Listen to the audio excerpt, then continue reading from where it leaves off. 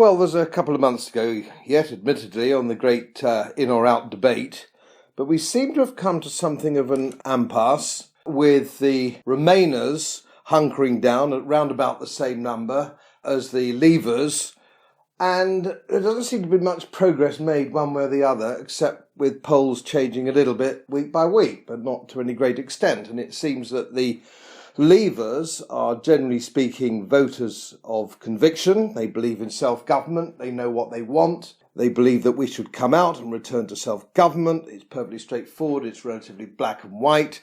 The Remainers, it seems, with a very few Remainers, believe in a United States of Europe, a federal Europe. A few of them believe that. A number, in fact, of the high-profile debaters on that side believe that. But the general voter, the man who tells the polls he's going to vote Remain, is, my experience on the campaign trail, very much less focused.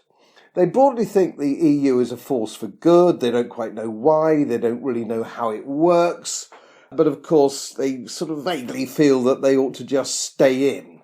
And of course, the Remain campaign have run a very efficient, so far, campaign of fear, which of course is the great motivating factor for humankind. Fear is the strongest motivator that humankind actually understands. Greed is one, love is another. But fear outshines them all.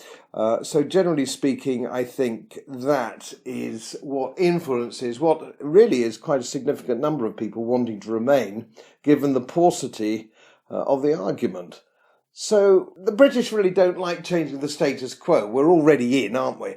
And so coming out would mean change, and the average Brit doesn't really like change. And of course, if you remember back to the referendum in 1975, we were already in when we had the vote, when we had the referendum, which was really quite clever if you think about it, because people were first time round also voting for the status quo, all very clever. But I think there's a way of perhaps unlocking the impasse, which might produce a marginal Brexit failure at the referendum as people decide not to sort of rock the boat and Remain, even perhaps it's against their better instinct because they're not absolutely quite sure. They like to be sure what we're going into. Well, here's my argument, and I think we need to make a small concession in order to win the day. And I think what I'm going to suggest is going to happen to us anyway. I don't think it's a question of whether we want it or not. This is going to happen anyway. I would suggest we go into the European Free Trade Association. We are already signed up to that. We're already signatories to that. And that particular piece of flexibility was come to in 1992 for those countries in a transitional state. So it's a natural home for any country that wants to be in a transitional state, either in or out. And I think everybody in this debate knows that sooner or later we're going to be in a transitory place. And I think this would be a very positive thing to bring to the electorate, to say, look, let's stop this speculation on trade. We can stop that stone dead, because if we were in the European Economic Area, free trade comes up with the rations. That's already done. That's already a given. So stop worrying about trade. And those people who say, yes, but we've still got to match all the rules and regulations, but we don't get a vote, I would argue quite simply to say, well, look, we would lose our vote on the EU, at the top table of the EU, but we would regain our vote at the WTO, which is an infinitely more important trade organisation than the EU. So I would sooner have a vote, which of course we lost by going into the EU, I'd sooner have that WTO vote. And if you think about it, if I may for an analogy, I would sooner give up my vote at the parish council in order to have a vote at the district council. I'd sooner have my vote at the bigger place and the more influential place. And I think that's something that the electorate would buy into. It would take away an awful lot of the unknown. It would take a lot of the fear out of the decision-making process. Now, it isn't perfect. It doesn't tick every box. I'm the first to admit it. But what it does mean is that we have got what we want, which is a complete severance of political union. We are no longer joined at the hip politically to the European Union, which is what this referendum is all about. And I would sooner win it with some caveats than lose it by a whisker and sink further into the abyss. And I think this is something that is well worth exploring.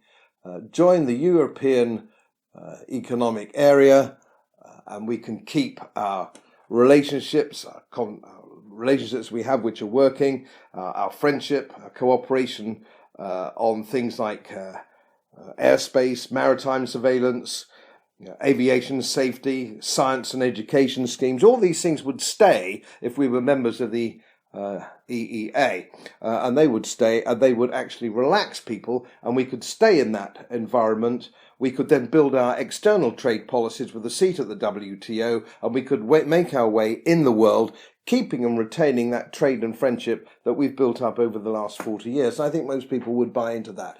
If it doesn't work, if we're not happy with that in the next few years, then we can think again. But it does mean that we can press the stop button to further European Union political integration. And I think that's really what this referendum is all about. And I said at the beginning, this is what we're going to get whether we like it or not. If we vote leave, if we all vote leave, if we win the referendum to get out, this is what the government and the civil service will negotiate. This is what they'll do. So it's not really an option. This is what they'll do. They'll say, right, okay, we voted to leave the European Union. We've left the European Union. We're going into, that's what the EEA, and that is what they'll say they're going to do, whether we like it or not.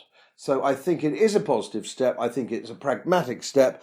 It isn't perfect. I don't pretend it is. We still have to contribute, although it will only be a third of what we're contributing now. And we don't have to take all the political baggage. And incidentally, sometimes people say, oh, yes, you will. You'll have to take the political baggage if you do.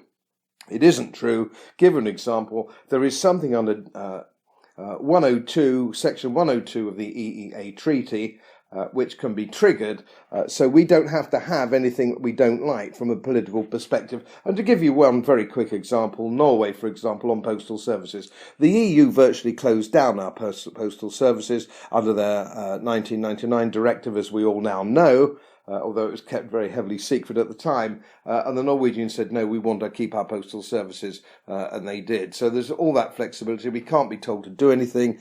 We can't be told to give welfare to illegal immigrants. We can't be told, we're not bound by the European Court of Justice. So if the bad guys need to be repatriated, we can repatriate them. We are not bound by the European Court of Justice and all the silly nonsense that goes with that. So I think it's a pragmatic step, and it's a good step, and it puts us in a very good transitory place.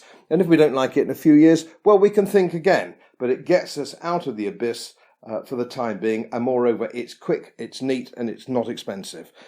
Please, well worth considering. If you want to look more at that, if you want to look deeper at that, get onto the Adam Smith Institute website, which goes into chapter and verse. And see what you think about it. But consider it, because I'd sooner win on that basis than lose by wanting every single one of my boxes ticked.